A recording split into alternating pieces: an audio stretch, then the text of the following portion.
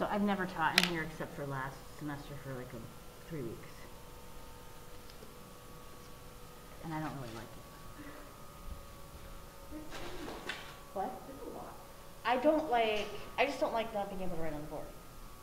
The side, like whatever, I don't like people sitting way in the back. That's their own bad choice, but I just, if I can't write on the board, like what is the point? I was going to sit in the front row, but I was like, I don't know how to be able to do this board. Well, and I don't like the front. I don't like the front row at all.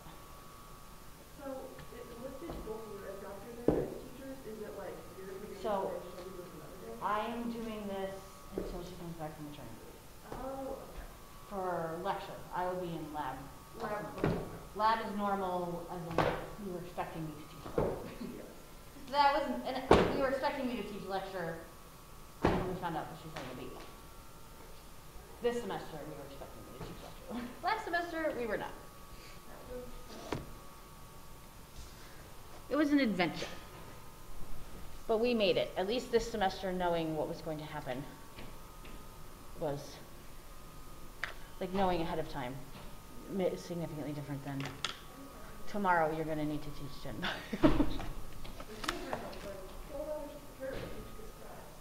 Yeah, I think we might have not had class that first Monday. I don't remember now. We might have, though. I don't remember. I blocked all of last semester from my brain, I guess. Last semester was, yeah, it was a challenge. So I'm gonna not start recording yet. Is it working? No. Do you see anything? I don't see anything. There we go. So you'll see here, there's a lot of lines there. You can put your name in it if you want. But this is there, you can download it, you can put your name in, and then you can put in outline chapter 18, it was worth X number of points, and I got this number of points, and it's gonna calculate your grade. So for any quizzes and exams, it will give you an overall grade. Once you have one grade for each category, it will give you an overall grade. So you can know exactly where you stand in class at any given moment on your own, at any time. So hopefully that's helpful for you. Then for each week, you'll notice, here we are in this week, there's the outline, and then there's the PowerPoint for today. Okay? Questions on Moodle stuff? I mean, I know you've seen Moodle before. I worked really hard to keep Moodle updated because I think it's an important communication tool. So I work hard to make sure that you have what you need. Great. If we're going to write out on our outlines, like put it out and write it, should we just take pictures of it and then upload it to Moodle? That's fine. Okay. That should work. I think it's set so that any submission type is okay. I know that there have been some weird issues with that, so try that and see what happens. Okay? Other questions? Okay, so the first thing I put on here is attendance. I am pretty much old-fashioned about some things, and I think you have to come to class. So, we have an attendance sheet. Today, I'm putting this whole week on here. Today, what I'm asking you to write is if you have a name that is different, if you want me to call you a name that is different than your name that is on the class list. So if you have a name that's different, you would like me to call you, please just write it there, and then I will change it so the next attendance sheet has the name that you want to be called. Okay, so just write the name that you want, and then your initials, and we'll pass that around. Okay, I'm not going to go over all the details of the syllabus because you can read it. I just want to highlight some things, but I want to make sure you understand you need to be in class. Okay, I know that there are circumstances, especially during these times, where you can't come to class. And the most important thing you can do with that is you need to communicate. Okay, if you are not going to be in class for a reason that is valid, then you need to let us know. Okay? That means you need to send an email. If you're sick, that means you need to send an email, even while you are sick. Because I know you are able to do that. You can send an email while sick. Okay, if you're like in a car accident on the way to class, please, okay, don't get into a car accident trying to email me that you're going to be late to class. Okay, if you're in a car accident on the way to class, let me know at some point when it's safe. Okay, but communicating the reasons for your absence, especially if you know ahead of time, is important. Grading policies are all on Moodle in the syllabus. So again, I'm not going to go through them. You need to read the syllabus. But late assignments are penalized 10% per day, and after a week, they're not accepted. Okay, so that means don't turn it in if it's more than a week late. 10% a day, and I'm going to be really strict about that. There was a lot of out-of-control lateness last semester, and I was strict about it in lecture, and I will be strict about it in lab, so I will say it again in lab. Okay? When an assignment is due, the due date is posted, you have plenty of time, and you need to get it turned in on time, and if it's not on time, your grade will be penalized because of that. And I noticed a lot of laptops today, and I'm going to tell you the sad news, which is I'm also going to be a stickler about that. I don't like laptops. So I'm not going to say anything today, because I didn't tell you ahead of time. I thought about emailing you, but I didn't. And there's a reason for that, believe it or not. I really think there's a lot of reasons to not use a laptop in class. And I'll tell you some of them. I will send you research articles about them if you want. Number one, it's distracting. I know that some of you, and it's not a blanket data, but some of you are using them well, and you're doing what you need to be doing on them, and I get that. But having your laptop open is still a distraction to you and to other people who are around you, because there's a temptation that is strong to do other things. So that's true of phones, that's true of laptops. There's a temptation to do other things, like that are not related to class, which means you're not paying attention. And you're potentially distracting other people as well. And I am sitting here wondering, because all I see is the back of your laptop. Are you actually paying attention, or are you doing other things on your laptop? And I can't walk around the office and figure that out. There's also scientific evidence for science people. There's scientific evidence that the act of physically writing something is more beneficial to you than typing it. So it's not to say that you're not taking notes and you're not taking good notes. And this may change at some point, I don't know, but for now, we're going to try it for a while without typing notes. I want you to actually physically write things. Now, some of you I know probably have touch screens and you can write on them. So I think there is a little bit more validity in that. So if you want to talk to me about that, you can. And I'm fine with that. But I would like to try for a while making you actually physically write on paper. And again, I'm happy to talk to you about this on an individual basis if you would like to, and I'm okay with that. But in general, I've found that people pay attention better when they're not on their laptop or their phone. Because the phone is really a stretch for class. Laptop is less of a stretch. Phone is really a stretch. Okay? So, I'm not going to say anything today because I didn't prepare you for that. But that may mean that you want to print out a PowerPoint so you can write on it and draw on it and things like that. Because again, even the act of drawing is harder on a laptop than it is on a piece of paper. And again, I can show you scientific evidence that shows it's not as effective to try to do it on a laptop. And I found that too when I'm typing notes. I can type a whole pile of notes and not even know what I'm typing. Whereas when I write, I'm much more engaged because it uses different parts of your brain and it uses more of your brain at the same time. Okay, schedule-wise, again, the schedule is on Moodle, on the syllabus.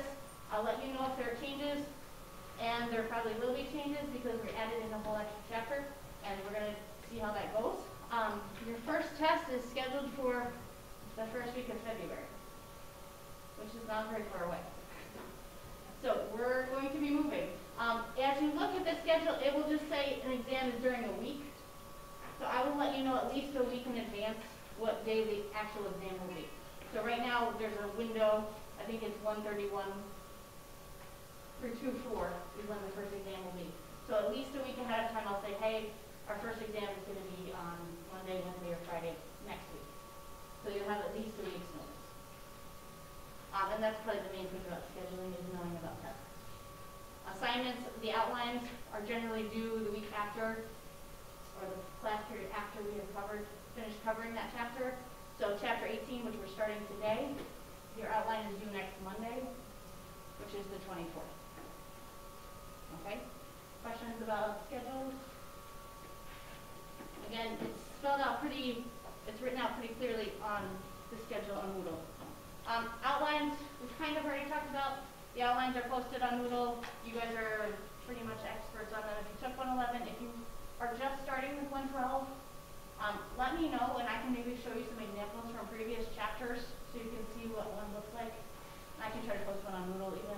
So you can see what one looks like, so that you have kind of an idea of what one should look like. It's basically going through the chapter and you're filling in, there's like a template, and you're filling in details about those kinds of things, the things that you're reading about in the chapter.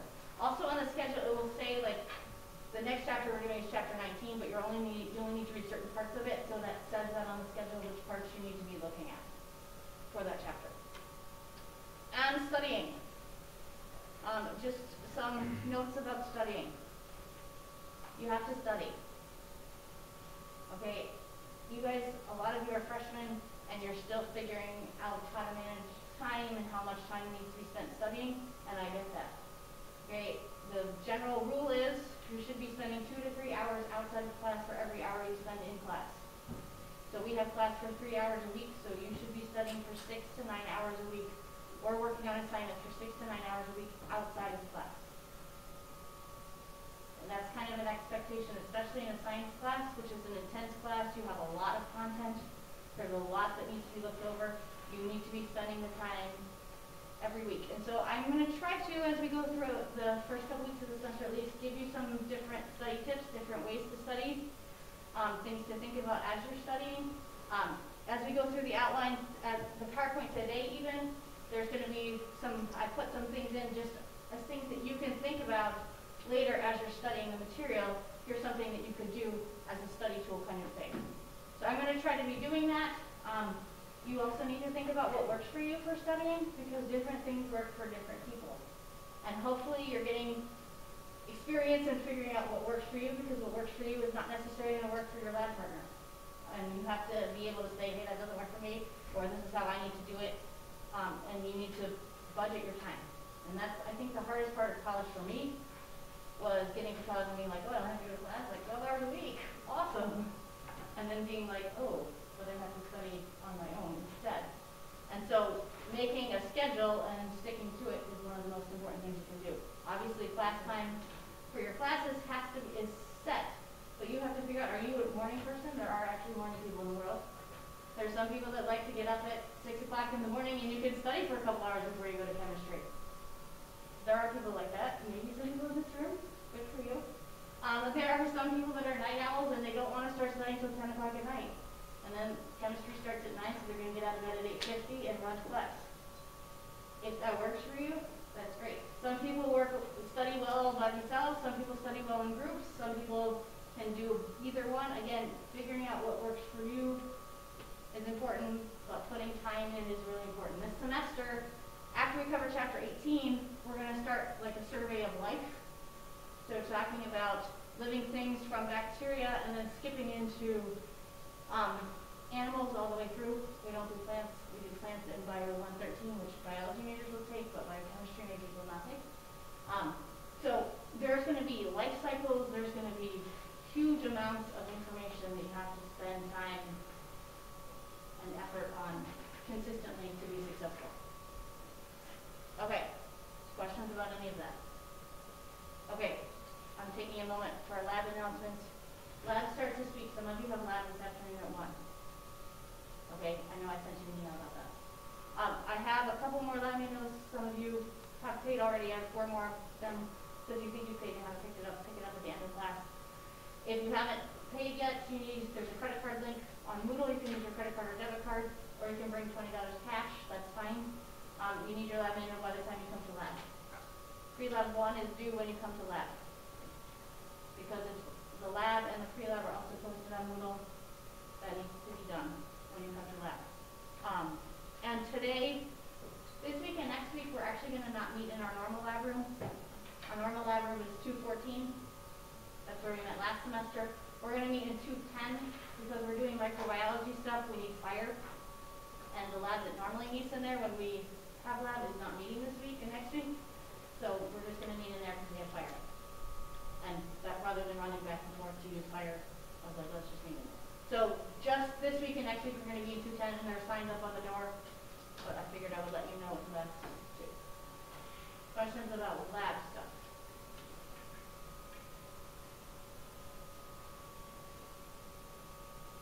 Okay, it's 4 to 5. Okay. Are you ready for chapter 18? Yes. Okay. No. Stop.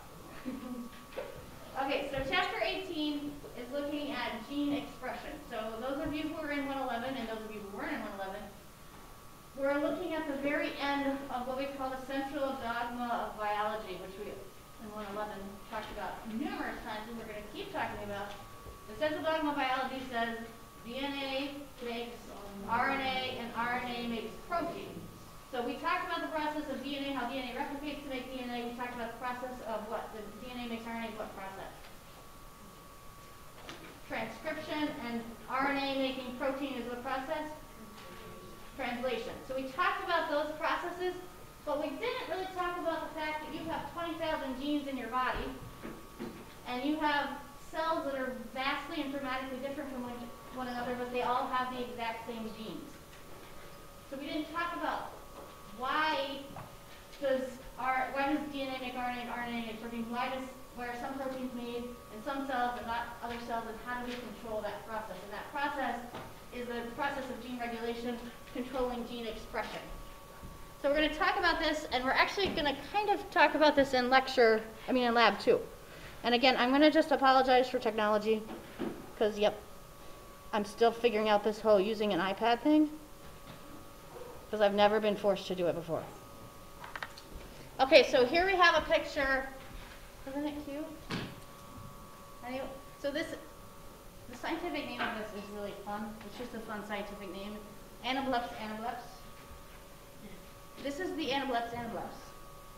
It's a fish, but it's what we call the fluoride fish, because it has an eye. Their eyes are divided by a band of tissue, so it has eyes that like stick up above the water and can see above the water, and then has eyes that are like goggles that it can see under the water. So half of its eye is above the water and half of its eye is below the water. And we're talking about this with the idea of gene regulation, because that band of tissue separates the eye into two different sections, and the top of the eye expresses different genes than the bottom of the eye, so that one can see in air and one can see underwater. I think that'd be pretty cool. Maybe that should be my superpower. I'm an Anabolic superpower. These guys live in Central and South America. Okay, so we're going to talk about gene expression in both eukaryotes, like the fish, and we're going to talk about gene expression in prokaryotes. So we're going to start with prokaryotes. What do we mean by prokaryotes? Bacteria. And so it's kind of nice because we're going to talk about gene expression in prokaryotes, and then we're going to transition to talking about bacteria, the domain of archaebacteria and the domain of, I'm just losing words, eubacteria. Okay, so I guess we kind of talked about that. No, we're just going to go. Sorry, I have to click the button to talk and not talk. Okay, so when we talk about gene expression, I can write on this iPad, but I don't have a good stylus I discovered last night, so I'm going to do the best I can. But I'm hoping that having the ability to write will be helpful. So prokaryotic and eukaryotic cells can regulate genes for different reasons, and do regulate genes for different reasons. Prokaryotic cells have the really cool ability to regulate genes, which genes are expressed by the cell based on,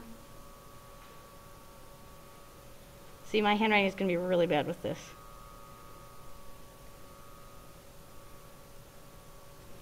They regulate gene control. I do have bad handwriting, but it's not really that bad. They can regulate gene expression based on the environmental conditions. We can't really do that. I can't be like, oh, it's kind of cold in here. I'd like to regulate my genes so that I can cause my body to produce more feed and do more. I can't really do that. But bacteria can regulate which genes are expressed, which enzymes are made, how many enzymes are made, how those enzymes are functioning, based on conditions in the environment, which is a huge advantage for them. They're one-celled, tiny one-celled organisms. So the ability for them to say, hey, this is in my environment right now, I can make the enzymes I need to use it right now, but I don't have to keep making those enzymes all the time when that's not present, is a really big advantage for them. So bacteria that have this ability have been selected for over time to be more robust, to live better, to reproduce better. Prokaryotic, I'm going to get a better stylus by Friday. Prokaryotic cells regulate gene expression at the transcription level. Transcription is doing what? DNA making RNA. Okay, so they're not controlling it at a whole bunch of levels, they're only controlling it at the transcription level. So when we talk about gene expression, we often talk about it at the transcription level, but eukaryotic cells are much more complicated, and we'll talk about that. Eukaryotic cells aren't really able to regulate gene expression based on environmental conditions. This is more for the ability to have different kinds of cells. So a prokaryotic cell is only one cell. It doesn't have to make different kinds of cells, but you have hundreds and thousands of different kinds of cells in your body. You have skin cells, you have liver cells, you have bone cells, you have muscle cells, you have nerve cells. All of those kinds of tissue types that we'll talk about later in the semester come about because some cells are expressing some genes and some cells are expressing other genes. And that allows us to be multicellular and have multifunctional different kinds of cells. And this can happen, eukaryotic cells can do this at many levels of the process, and we'll talk about that in a little more detail. It's not just happening at transcription, it can happen before transcription, at just the structure of DNA, it can happen at the transcription level, it can happen in translation, and it can happen after translation. So regulation of gene expression in eukaryotic cells happens in a lot of different ways. It happens a lot during transcription, but also in other ways because it's more complicated. So pretty much anytime we talk about eukaryotic cells, we can just say it's more complicated than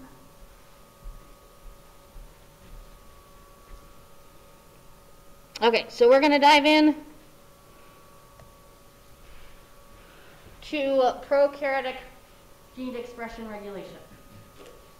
Okay, so we're starting with prokaryotic gene regulation. We're going to talk about two different kinds of operons today. I don't know if we'll get through all of them because it's 10:26.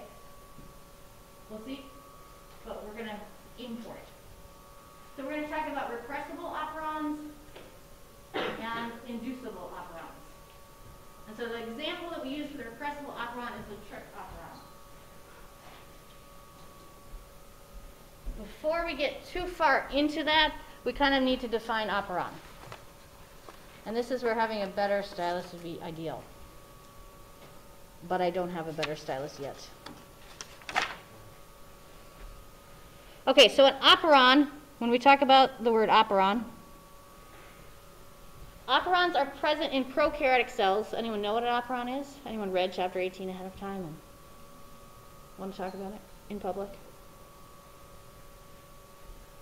Grace? So an operon is you got multiple similar functioning genes that are next to each other under the control of one switch. Yeah, so it's basically a set of genes that are all under the control of one promoter. So it has three parts, which I'm going to attempt to write now. That says operator. It's good, huh? So the operator is kind of that on-off switch. So when it's on, those genes are transcribed and translated and expressed. When it's off, the genes are not transcribed, so there's no translation and no expression of the gene. So an operon has an operator. It also has a promoter.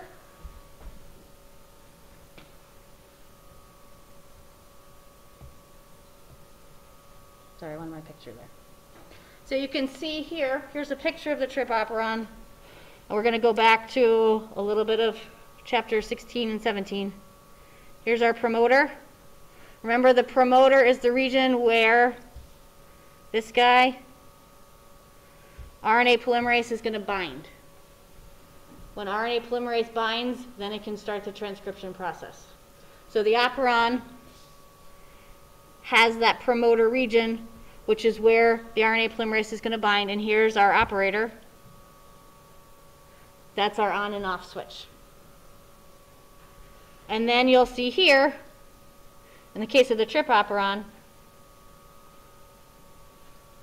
the operon has to have genes. In the case of the trip operon, there are 5 genes that are under the control of that promoter and operator.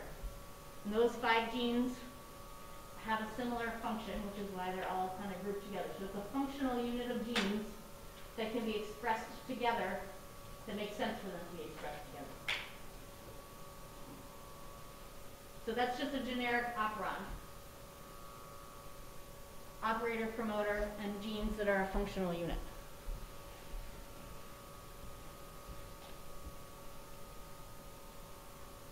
Okay, so here this is showing us our central dogma again. We have DNA, we have making RNA, RNA making protein. Okay, the reason again that this is helpful for bacteria, we're talking about the trip operon. So the trip operon are the genes that control the enzymes that help the bacteria make, maybe, there. I'm starting it too far up.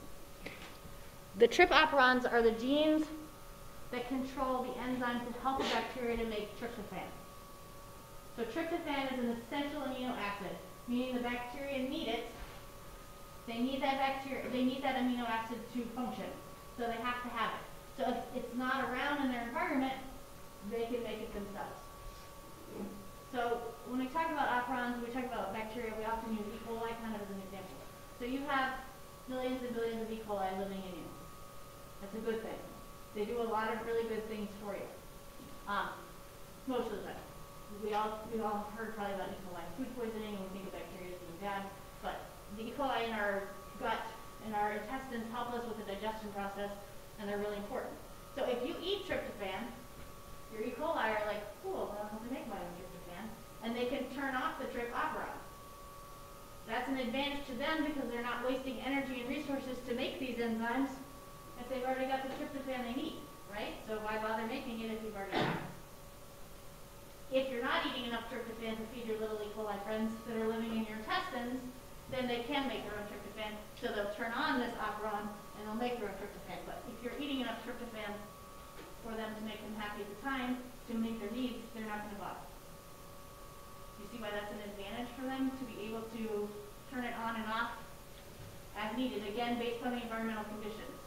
So if you eat cheese, milk, chicken, egg whites, peanuts, I looked up all these things, pumpkin seeds, sunflower seeds, those are foods that are high in tryptophan. So you can, when you're eating those things, you can think about, oh, I'm feeding my E. coli. What a great symbiotic relationship. And now they're not having to turn on their trip operon, and they're saving their energy for other more important things that they can do for me. Okay, so just think of that when you're eating, how you're feeding your E. coli and helping them. Really, you should think of eating as just being for the bacteria in your body. It's not for you, it's for them. That's a joke.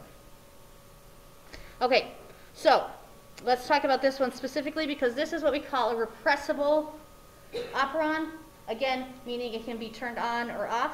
When we talk about a repressible operon, what by this we mean it's usually on, but it can be turned off. That's what we mean by repressible.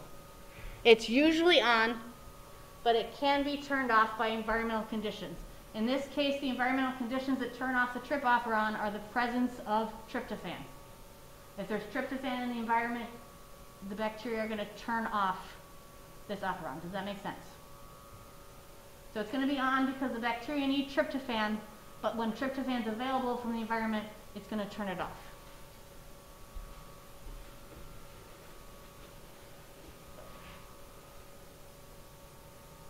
So it's turned on and off by this repressor. What kind of molecule is this repressor?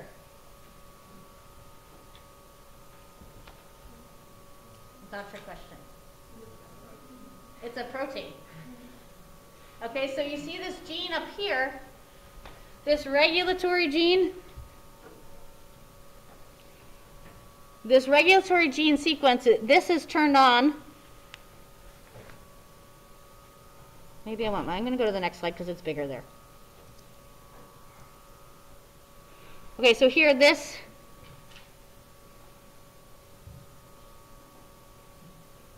that regulatory gene helps to that's what's regulating this operon. So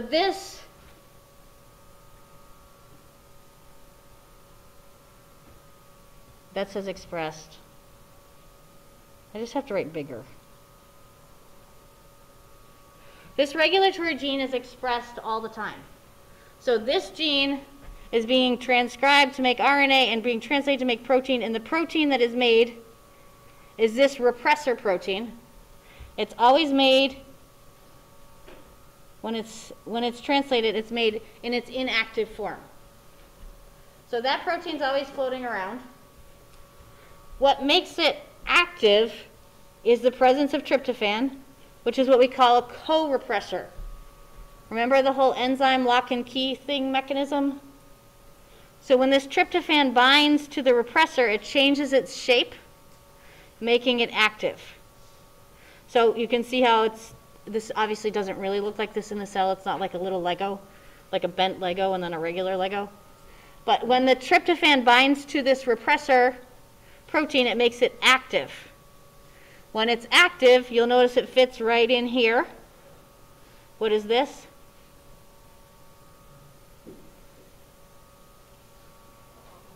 That's the operator.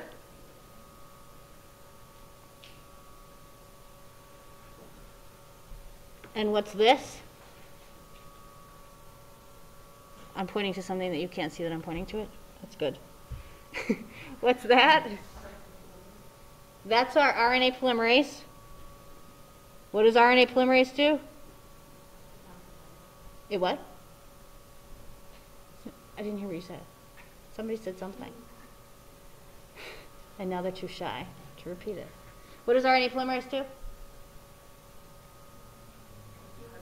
It's going to polymerize RNA. It's going to make RNA. So it's RNA polymerase goes down that DNA making the RNA transcript. It reads the DNA to make the mRNA transcript. So now what does it look like here? Why do I keep pointing? What does it look like here? Can the RNA polymerase go? It stopped. So when this active repressor binds, it prevents RNA polymerase from transcribing. So what have we done to the operon? We turned it off. So if there's tryptophan present, it's going to make active repressors which bind to the operator, which block RNA polymerase from transcribing. If there's no tryptophan present, then the repressor is going to be in the inactive form and it can't bind to the operator, and transcription is going to happen. Does that make sense? That's a question. I can. Yes. Okay, so when tryptophan is present, it will bind to the repressor. That changes the format, changes the shape of the repressor so that it can bind to the operator, which prevents RNA polymerase from being able to transcribe. That RNA polymerase can't move down. Well, I've now made a lot of circles up there. That RNA polymerase can't move down the DNA. It can't read the DNA because it's physically blocked, because that repressor protein is locked in with the operator. If there's no tryptophan present, then the inactive form of the repressor is there, but it can't bind. So transcription can happen because that RNA polymerase can go. It's not being blocked.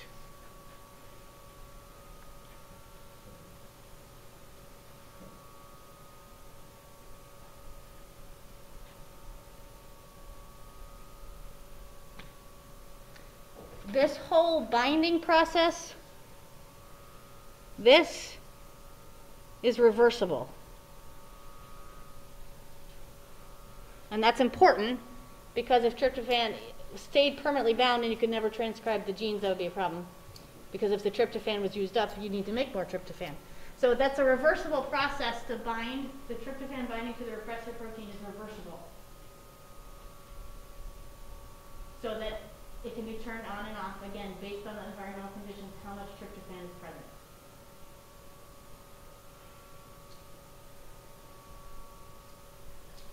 Okay, so big picture, repressible operon is on, but can be turned off.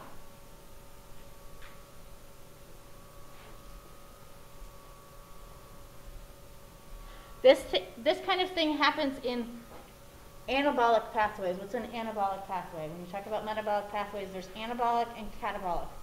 What's anabolic? It's what? I'm hearing mutterings. I'm old. It's a building process. So anabolic is building things up. So in this case, we're talking about building tryptophan. It's an anabolic pathway building up tryptophan. The opposite of that is catabolic, because cats are destructive and they break things down. I have a cat. I like cats. That's not like I'm not an anti-cat person, but if you look at my couch and some of my chairs, you can see that cats are destructive. I don't know, that's the only way I can remember it.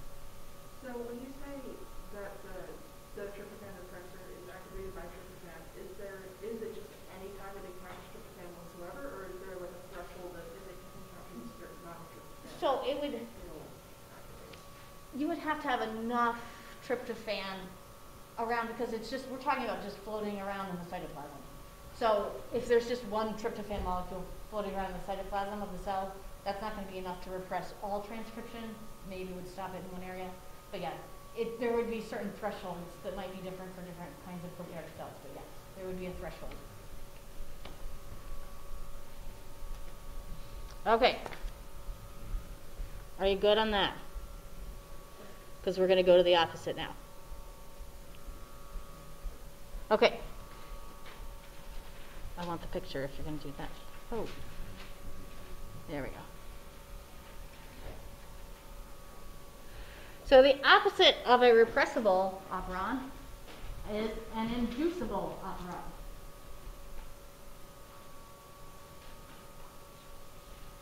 So repressors are on but can be turned off. What's the opposite of that? Off but can be turned on, based again on environmental conditions. So when we say an inducible operon, it's usually off, but can be turned on when needed. And when we say when needed, we mean based on environmental conditions. The classic example of this is the Lactose Operon. Every textbook that talks about inducible operons, every textbook that talks about operons is going to talk about the Lactose Operon. And this was discovered in 1971 or 61, I can't remember my year. 61, by two scientists who have French names that I didn't write down, so I can't remember them. But this was kind of the first discovery of regulation of gene expression at all. And so we're talking about 1961, which I know to you sounds like a really long time ago. I was not born in 1961, so, but it's not that long ago. Okay, when we look at what we know now versus what we knew in 1961, when this was discovered, we have made amazingly fast progress in our understanding, and we still understand so little of all of this gene expression and regulation. Like, we're going to talk about this tiny amount in chapter 18, and we understand way more than that, and there's still so much that we don't get. I'm always amazed. We're talking about bacteria. They're one cell. They're tiny, and there's so much we just don't get. Okay, so it's usually off. It's on when it's needed. And we're going to talk about an inducer in this case. But you'll notice we're still going to talk about a repressor. Okay, so we're still using the word repressor. Because the inducer inactivates the repressor. This one gets more fun. Okay, so there's still repressors involved, but in an inducible operon, the inducer inactivates the repressor. Do I want to go to the next slide? Okay, so just a couple of differences that you'll see, and then we'll go to the next slide. What do you notice about this repressor as it's made versus the other repressor and the repressible operon? They look similar, yes. But this one is, it's already active. So this one is made, it's translated in its active form. That says synthesized versus inactive in the other one. So when the regulatory gene is expressed, so when it's transcribed and translated, that's what we mean by expressed. It's transcribed and translated. It's translated and it's transcribed and translated and expressed in the active form versus the inactive form. Again, because it's off. This operon is off. It's repressed. unless it needs to be used. So this one's going to be off, so we need the repressor to be active. So again, this regulatory gene is expressed all the time, not based on environmental conditions. It's expressed, so this active repressor is always being made in the active form. So when we talk about inducible operon, we're going to talk about why the active repressor is made inactive, or how the active repressor is made inactive. So again, we still have the operator. Oops, sorry. We still have the operator, we still have the promoter, and these are our genes for the operon. We still have those three parts. And again, normally that repressor is bound, which is preventing RNA polymerase from doing the transcription. It can't do that because the repressor is bound normally, because it's normally off. So here's the bigger picture. Nope, I want this one. I did practice, believe it or not. I still can't type it right. Okay, so here we see our regulatory gene, our mRNA, and here's our active repressor. And here comes our inducer. Our inducer is allolactose. So this is just an isomer. Here's your chemistry of, that says lactose. I can't even fix this, it's so bad. That's an isomer of lactose. What is lactose? It's a something in milk. What is it in milk? Os ending tells us it's a sugar. It's a sugar that's found in milk. It's a disaccharide. What does that mean? There's two monosaccharides put together. Okay, so lactose is a sugar, which means it can be used for what? To get energy. It can be used for respiration, it might be used in fermentation, but it's an energy source. So if the lac operon is turned on, these genes are expressed when it's turned on. These are the enzymes that are needed for breaking down lactose. There's three of them: beta-galactosidase, permease, and transacetylase. Okay, those three enzymes, you don't need to memorize the names of them, are needed to bring lactose into the cell, to break down lactose, and to use it for energy, either through fermentation or cellular respiration. So when we break down lactose, the main enzyme that's used to break it down is beta-galactosidase. I don't know why I'm writing it because it's already up there and in neater handwriting than mine, but that's the enzyme that will break down lactose into glucose and galactose, which is just sorry, I'm trying to write and spell at the same time. Glucose and galactose are the two monosaccharides that make up lactose. Okay, so this enzyme is not expressed, and neither are the other two, unless this operon is turned on. Does that make sense? Because if there's no lactose around, why does the bacteria want to bother making enzymes for using lactose? It's a waste of energy, it's a waste of raw materials, so the bacteria is not going to do that. So they're only going to want these enzymes for using lactose if there's lactose around. So this normally is bound, but when there's lactose around, some of the lactose will form allolactose, which is just the isomer of lactose. You can talk to Dr. Taylor about that if you want to know more specifics on how allolactose is different than lactose. But this inducer binds to the repressor protein, making it inactive. Okay, so when it's inactive, it's not bound to the operator. So now RNA polymerase is free to just transcribe. It's going to transcribe the genes that make these enzymes. So the operon is turned on or induced by the presence of lactose because the lactose inactivates the repressor. There's a lot of like double negative kind of stuff that comes in on this.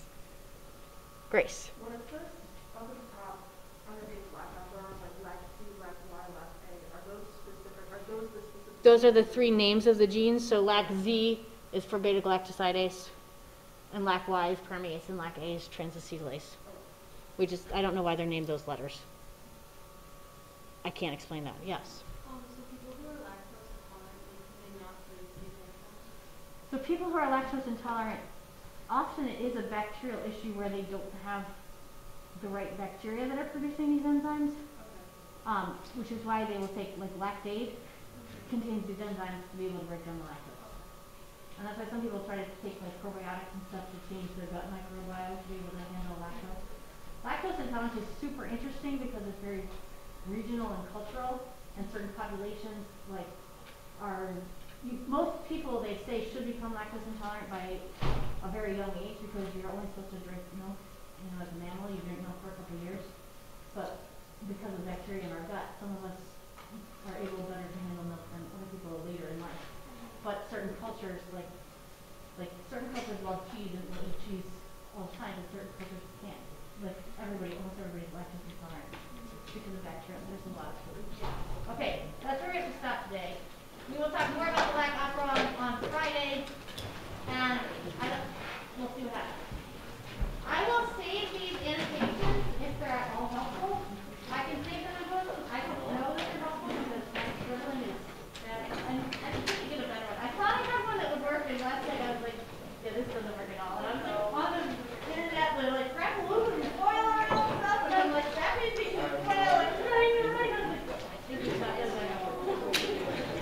But I'm like, I'm going to do this next week, so I don't want to buy a $100 Apple pen for this purpose, but I do want to buy a $100 Apple pen. It's really not that great. It's not, yeah. It's like, I would like to be able to write finer and I could write more. yeah, I feel like I'm writing like a second grade. it's really not that much different. Like, it doesn't make your handwriting super It pretty. doesn't, nothing will make my handwriting. I have that handwriting and it's still bad. I was hoping to be able to write more precisely, but like this is so bad. Yeah, and then it does have a tip on it, which is nice, but other than that, no. Well, that's what I was looking at them all. I don't even know that well, but I just didn't even have it. Like, I can get stuff with the laser.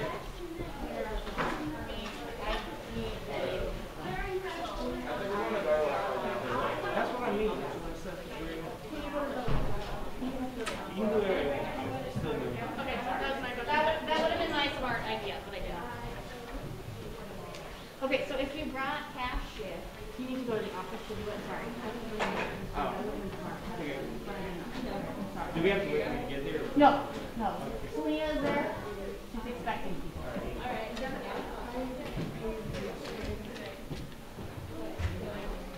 You are.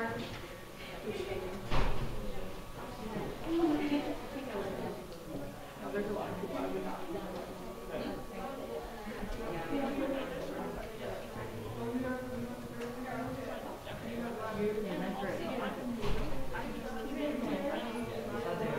And you were not alone in that. I just don't know who did and who didn't because I only did it on very good. Okay. So what's your biology your major? I would only major in biology. So you don't need to worry about it. Okay, honestly, this chapter is probably going to be the hardest in terms of, we talked about it in some of the stuff in 111 and you weren't here, but after this chapter, everything is all new. Okay?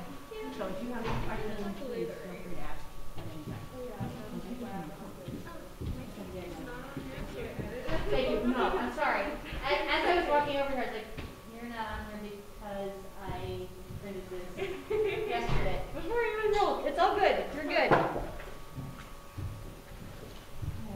Hi. Yeah, I had hip surgery.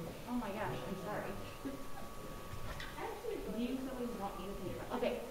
I would love to too, and if you want to do it on the computer, I told you. No, I should have talked about that ahead of time. But that's totally fine. Okay. And again, most people probably are using it pretty well, but I really think I'm really old, and I really think that writing makes a big difference. It really, I've seen it, and I've seen students who have, and then I know that there are students that are just on the laptops playing all the time, and then they're failing, and they're like, what can I do? And I'm like, well, go to future engineering classes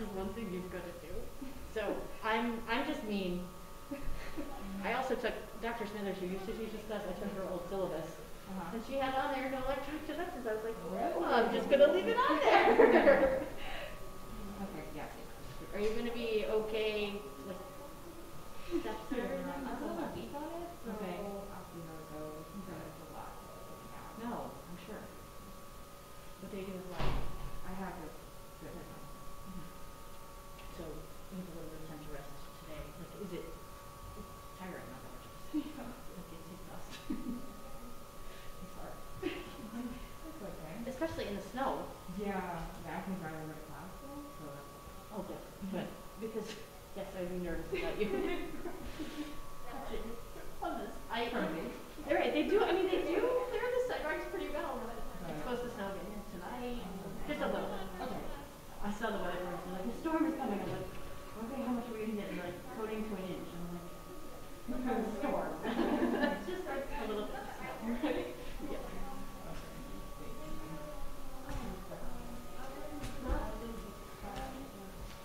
Okay.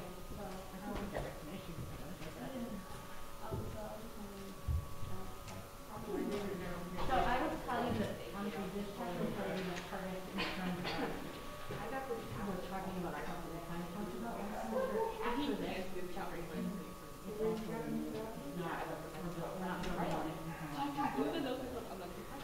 So it might help you to look over chapter 16 and 17. Just depending on how you feel about like DNA making RNA, RNA making protein, that kind of stuff. But after this chapter, it's all completely. I would just look over 16, 17. Again, depending on how familiar you are with remembering transcription and translation. I mean, that's something that's covered in high school biology, but I don't know what others took biology. A lot of people take biology in 10th grade, so it's already been several years since you might have seen it. But the, after this, like starting in chapter 19 and 26, nothing is building. Yeah, nothing is building on last chapter. This is it. And we're only doing this chapter because we just didn't get to it last chapter. Yeah. I have a 9 words class. I got shit. The link, there's a, just the first one is on Moodle. Right. So that people can do it ahead of time. No, that's good. No. Exactly. It's $20. So there's a link available that you can use if you want to pay a debit card, you can. Or you can just put $20 in cash. Yeah. Oh. Okay. You're welcome.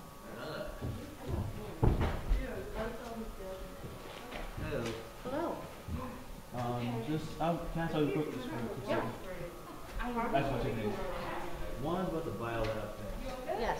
What about the biolab thing? I have money for it, but Okay. I don't have cash. So, and I don't know if I can take it out through the ATM with a cash app card. You can use your debit card on Moodle. Again? Yeah. I did not know that. Yep. So there's a link on Moodle. You can just use your debit card. That works. That's no big deal. Alright, that's first thing. Second thing. So, last semester, I think what made me not pass the biology was because of my file. But in the last few weeks and assignments